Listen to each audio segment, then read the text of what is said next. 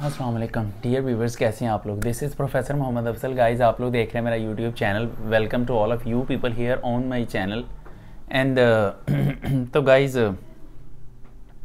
कैसे हैं फिर आप लोग। इट्स 22 ऑफ अक्टूबर और आप लोगों का रिज़ल्ट आउट हुए 2 दिन हो चुके हुए हैं। तो गाइस, उस पर थोड़ी सी डिस्कशन करनी थी। मैं नीचे कमेंट्स बॉक्स में देख रहा था, अक्सर काफ़ी स्टूडेंट्स ने मुझे क्वेश्चंस पूछे हुए हैं। लाइक ये है कि इम्प्रूवमेंट पॉलिसी क्या होगी, इम्प्रूवमेंट कैसे की जा सकती है, उसके लिए अप्लाई कैसे करना है, वगैरह वगैरह। इम्प्रूवमेंट किन किन कंडीशंस पे करनी चाहिए, मतलब फ़लाँ सब्जेक्ट्स में मार्क्स कम हैं तो व्हाट शुड आई डू। इस तरह के क्वेश्चन जो हैं वो स्टूडेंट्स ने पूछे हुए।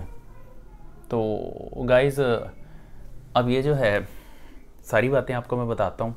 बाकी कोई भी कन्फ्यूजन हो आप कमेंट सेक्शन में पूछ लिया करें। और सबसे पहले तो मैं जो बात करने जा रहा हूँ वो आप लोगों के पेरेंट्स के लिए है स्पेशली। तो डियर स्टूडेंट्स, आप लाजमी ये बात पेरेंट्स को भी मतलब ये वीडियो दिखाइएगा।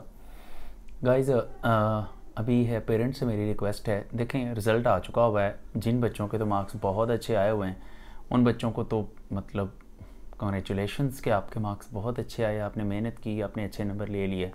अनफॉर्चुनेटली जिन बच्चों के मार्क्स अच्छे नहीं आए तो कोई बात नहीं है, अब जो होना था वो हो चुका हुआ है। तो पेरेंट्स जो हैं समटाइम्स ऐसा होता है कि पेरेंट्स बहुत ज़्यादा डिप्रेस कर देते हैं ना।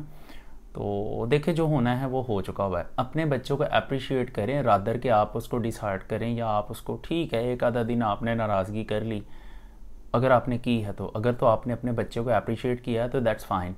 लेकिन अगर आपने अप्रिशिएट नहीं किया तो कोई बात नहीं, अब नाराज़गी छोड़ दें। तो कोई बात नहीं, आज अगर अच्छा परफॉर्म नहीं कर पाया तो कल अच्छा परफॉर्म करेगा। देखें, अगर आप डिस्करेज करेंगे तो फिर पॉसिबल है कि वो आगे कुछ भी करने के काबिल ना रहे बच्चा। लेकिन अगर आप उसको इनकरेज करेंगे तो होपफुली वो आपको रिस्पॉन्स भी करेगा और इससे अगले स्टेप में पॉसिबल है कि वो आपकी एक्सपेक्टेशन से भी अच्छा परफॉर्म कर जाए। तो आप अपने बच्चे को ये ट्रस्ट दें कि आपको अभी भी उसमें बिलीव है अपने बच्चे में। तो you are still believing in your child. अपने बच्चे को अप्रिशिएट करें, उसको चेयर अप करें। That will give a newer life to your child. तो आई थिंक सो कि आपको करना चाहिए और उसको अब आगे के लिए उसे बताएं कि मैं आपके साथ हूँ और उसको इनकरेज करें, हौसला दें और इसके फिर रिज़ल्ट देखिएगा आप। तो बाकी ये है कि स्टेज पे परफॉर्म नहीं कर पाया, कोई बात नहीं, इंशाल्लाह अगली स्टेज पे परफॉर्म करेगा। तो बाकी स्टूडेंट्स, अब आ जाते हैं आपके प्रॉब्लम्स की तरफ। तो गाइज़, जिन लोगों के तो माशाल्लाह अच्छे मार्क्स हैं वो तो अपनी फुल फ्लैज तैयारी करें एमडी कैट के लिए, क्योंकि इंजीनियरिंग वाले बच्चों का तो ऑलमोस्ट एडमिशन हो चुका होगा। आप लोग जो है मेडिकल वाले हैं वो फुल फ्लैज अपनी एमडी कैट की तैयारी करें। जो समझते हैं कि वो जो है एमडी कैट मतलब कर सकते हैं क्लियर और उनका एमबीबीएस में एडमिशन हो सकता है, डेंटल सर्जरी में एडमिशन हो सकता है, तो उनके लिए बेस्ट विशेज़ हैं। अब आ जाते हैं गाइस दूसरे स्टूडेंट्स की तरफ जो समझते हैं कि उनके मार्क्स उनकी एक्सपेक्टेशंस के मुताबिक नहीं आए, वो चाहते हैं कि हम रिपीट कर लें। पहली तो बात, अगर आपका क्राइटेरिया एमडी कैट के लिए आ रहा है तो फिर लाजमी एमडी कैट में बैठे हैं। नो डाउट, अगर आप समझते हैं कि आपका एमबीबीएस में एडमिशन नहीं होता तो गाइस फिर भी अगर आप क्राइटेरिया पे पूरे आ रहे हैं, टेस्ट की एलिजिबिलिटी आपकी है, तो आप एमडी कैट का पेपर ज़रूर देंगे। That will be a new experience for you people. आप लोगों के लिए एक अच्छा एक्सपीरियंस होगा। आपको अगले साल के लिए पता चल जाएगा रेपिटेशन के बाद, जब आपने एमडी कैट में आना है तो आपको ये काफ़ी हद तक आइडिया हो चुका होगा कि आपका एमडी कैट का एनवायरनमेंट क्या होगा और उसमें पेपर अटैम्प्ट करना जो होता है उसमें जो है सारे आने वाले जो प्रॉब्लम्स होते हैं, फिर एमडी कैट जो है सेंटर का प्रेशर क्या होता है, वो सारी चीज़ें जो है ना आप एक दफ़ा देख चुके होंगे तो आपको काफ़ी सारा आइडिया मिल जाएगा कि आपके प्रेपरेशन आपने किस तरीके से की, पेपर किस तरह का आया, कहाँ कहाँ लूप होल्स थे और आपने उनको कवर अप करना है। तो गाइज़, अगर आपकी एलिजिबिलिटी बनती है तो रिपीट का बाद में सोचें, पहले पूरा फोकस एमडी कैट पे करें। अब अल्लाह ना करे अगर आपका एडमिशन नहीं होता तो देन आप अगले साल रेपिटेशन के साथ आ जाएं। और एक रेपिटेशन में सबसे बड़ी गलती जो स्टूडेंट्स करते हैं वो यही करते हैं जी, देखें आपका अगर इस साल एमबीबीएस में एडमिशन अगर अल्लाह ना करे कि नहीं होता तो फिर साल तो आपका वेस्ट हो गया। स्टूडेंट्स क्या करते हैं, फौरी तौर पे सप्लीमेंट्री में एडमिशन भेज देते हैं और जो 40 डेज़ के बाद पेपर होते हैं उन्हीं में इम्प्रूवमेंट का जो होता है ना वो इम्प्रूवमेंट की कोशिश करते हैं। स्टूडेंट्स की बहुत गलत बात है। आपका साल तो ज़ाया हो जाएगा, एमडी कैट तो आप अगले साल ही एग्ज़ाम्स के बाद ही दे पाएंगे, तो आप फिर इतना बड़ा रिस्क क्यों ले रहे हैं। सप्ली को छोड़ें, आप एनुअल एग्ज़ामिनेशन जो है उसी में मतलब जो 2023 के एग्ज़ामिनेशंस आएंगे उन्हीं में आप रेपिटेशन या इम्प्रूवमेंट करेंगे। तो गाइज़ अब इसमें ये होता है कि समटाइम्स जो स्टूडेंट्स होते हैं वो ये सोच लेते हैं जी हम मतलब जो है इम्प्रूवमेंट ही करनी है तो हम मतलब अगर जो सप्ली आ गई आपकी किसी स्टूडेंट की, अगर अल्लाह ना करे सप्ली आ गई है, तब वो भी सोच रहे होते हैं कि हम भी इम्प्रूवमेंट करें। आप एक बात याद रखें, जब तक आप लोगों का एफएससी फर्स्ट टाइम क्लियर नहीं हो जाती या सप्ली में जाके सारे के सारे सब्जेक्ट्स में आप पास नहीं हो जाते, आप इम्प्रूवमेंट नहीं कर सकते। इम्प्रूवमेंट हमेशा वो स्टूडेंट करता है जिसकी एफएससी एक दफ़ा क्लियर हो चुकी होती है, चाहे वो एनुअल एग्ज़ाम्स में हो चाहे वो सप्ली में हो। आपकी जो एफएससी है सारे मतलब सब्जेक्ट्स में आप पास हो चुके हैं, फर्स्ट ईयर सेकंड ईयर मिला के 12 सब्जेक्ट्स में अगर आप पास हैं फिर आप इम्प्रूवमेंट कर सकते हैं। अदरवाइज़ गाइस आप इम्प्रूवमेंट नहीं कर सकते, आपको पहले अपनी सप्ली क्लियर करनी है। तो ऐसे स्टूडेंट्स जिनकी अभी फॉर द टाइम बिंग ये जो 20 अक्टूबर पे रिज़ल्ट आया है, अगर किसी की खुदा न खास्ता सप्ली है और वो इम्प्रूवमेंट का सोच रहा है तो बच्चे ये ना सोचें। आपके लिए सजेशन ये है कि आप जो 40 डेज़ में आ रहे हैं एग्ज़ाम्स, आप पहले उन एग्ज़ाम्स में अपने सप्लीमेंट्री यानी कि जिसको हम सेकंड एनुअल अब बोर्ड ने कहा है, इस पे भी मैं वीडियो बनाने वाला हूँ, इस पे अगली वीडियो आएगी। तो जो सेकंड एनुअल है जिसको सप्ली कहते हैं, उसमें आप पहले अपनी सप्ली क्लियर करें। लाइक फ़र्ज़ करें किसी की अगर केमिस्ट्री में सप्ली है, बड़ी शाही सब्जेक्ट है उसमें सप्ली आ ही जाती है, तो केमिस्ट्री में सप्ली है, मैथमेटिक्स में सप्ली है, तो आप पहले उसको सप्लीमेंट्री एग्ज़ामिनेशंस में क्लियर करें। जब आपका क्लियर हो जाएगा फिर आप नेक्स्ट ईयर 2023 में आप उसको इम्प्रूवमेंट एग्ज़ाम में बैठ सकते हैं। तो सबसे पहले सप्ली क्लियर करें, फिर आप एनुअल के 2023 के अंदर जो एग्ज़ामिनेशंस आएंगे उनमें आप अपने इम्प्रूवमेंट या रेपिटेशन करेंगे। अब गाइस रेपिटेशन जब करते हैं तो रेपिटेशन जो है वो हमेशा एनुअल में करनी चाहिए, सप्लीमेंट्री में नहीं करनी चाहिए। तो गाइस जब आप रेपिटेशन करते हैं तो रेपिटेशन के भी कुछ रूल्स हैं।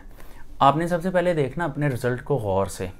अगर तो ऐसा है कि आपके फर्स्ट ईयर या सेकंड ईयर को मिला के मार्क्स का बड़ा डिफरेंस आ रहा है, लेट्स सपोज आपके फर्स्ट ईयर में बहुत अच्छे थे, आप सेकंड ईयर में परफॉर्म नहीं कर पाए, सेकंड ईयर में सारे सब्जेक्ट्स में आपके मार्क्स गिर गए, तो ऐसी सूरत में आपको जो है ना सेकंड ईयर को रिपीट करना चाहिए। लेट्स सपोज आपके फर्स्ट ईयर में मार्क्स अच्छे नहीं थे, सेकंड ईयर में आपने अच्छा पढ़ लिया, तो आपके सेकंड ईयर में अच्छे मार्क्स आ गए। ऐसी सूरत में आपके फर्स्ट ईयर के मार्क्स सारे सब्जेक्ट्स के वीक हैं, तो आप पूरी फर्स्ट ईयर रिपीट करें। इसे कहते हैं repetition by parts.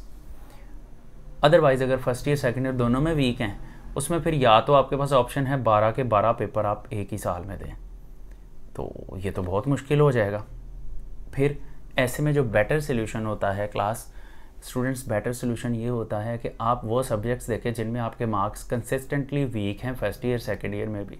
Let's suppose आपके केमिस्ट्री में वीक हैं, तो केमिस्ट्री पढ़ाता हूँ तो केमिस्ट्री का ही नाम आता है, तो केमिस्ट्री में वीक हैं, चलो बायो में सपोज़ अच्छे नंबर है आपके, और फिज़िक्स में वीक हैं, आप chemistry and physics first year second year total 4 paper जो हैं वो दे दें। 400 मार्क्स हैं, 400 मार्क्स में आप कोशिश करें ज़्यादा से ज़्यादा मार्क्स लेने की। तो अब लेट्स सपोज अगर इन चारों पेपर्स में से आपके मिला के 400 में से पहले आपके लेट्स सपोज जस्ट 200 मार्क्स थे, आप रिपीट करें, आपके एटलीस्ट 350 प्लस मार्क्स इसमें आप ले सकते हैं, तो 150 मार्क्स आपके इंक्रीज़ हो जाएंगे, जबकि ओवरऑल रिज़ल्ट भी आपका बूस्टअप हो जाएगा। तो ये दूसरा तरीका है मतलब रेपिटेशन का। तो आप इस तरह से मार्क्स जो हैं अपने इम्प्रूव कर सकते हैं। और जो है ये तो अब आपने ही खुद ही डिसाइड करना है कि आपको इसमें से कौन सी बात ज़्यादा सूटेबल लग रही है और कौन सी नहीं। और अगर मेरी ये सजेशन है कि अगर आपको कंपलसरी सब्जेक्ट्स में रेपिटेशन चाहिए तो कंपलसरी सब्जेक्ट में रिस्क ना लें। अगर आपके साइंसेस में मार्क्स अच्छे हैं, compulsory subjects like Urdu, English, Islamiat, Pak studies, इस्लामियात Pak studies में तो कहीं बहुत ही कम नंबर हैं तो इम्प्रूवमेंट की तरफ जाएँ। अगर आपके नंबर नॉर्मल हैं तो फिर आप इम्प्रूवमेंट की तरफ ना जाएं। बाकी उर्दू और इंग्लिश में भी अगर आपके मार्क्स बहुत ही कम हैं, मतलब 50% से भी कम हैं, फिर आप ये रिस्क लें। अगर उसमें आपके मार्क्स 60% से ऊपर हैं तो फिर ऐसा रिस्क कभी ना लें, क्योंकि ये लैंग्वेजेस होती हैं। लैंग्वेजेस के जो पेपर होते हैं ये समटाइम जो मार्किंग करने वाला टीचर होता है उसकी थिंकिंग पे भी बड़ा डिपेंड कर रहा होता है। आपने डाटा नो डाउट बहुत अच्छा दिया होता है, लेकिन समटाइम्स उनको पसंद नहीं आता जिसकी वजह से उसमें आपके जो मार्क्स होते हैं ना आपकी एक्सपेक्टेशन के मुताबिक नहीं आते। तो अगर साइंसेस में आपके मार्क्स वीक हैं तो उसको आप बिला धड़क इम्प्रूव कर सकते हैं, बिकॉज उसमें आपको पता होता है आप जितना लिख के आएंगे, जैसा लिख के आएंगे, उसी हिसाब से आपके उसमें मार्क्स भी आ जाते हैं। तो ये जो है ना रेपिटेशन के लिए कुछ चंद एक इंस्ट्रक्शंस हैं।